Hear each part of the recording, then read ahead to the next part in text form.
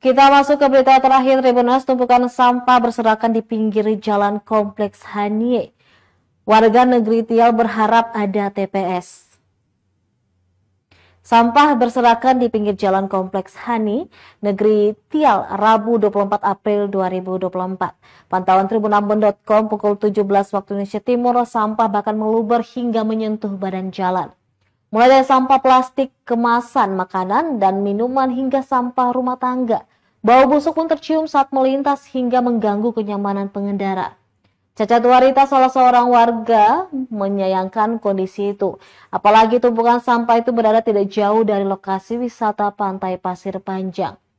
Menurutnya tidak adanya tempat sampah sementara menjadi salah satu pemicu warga buang sampah sembarangan. Tidak hanya di Tial, menurutnya nyaris di Kecamatan Salahutu tak ada tempat pembuangan sampah.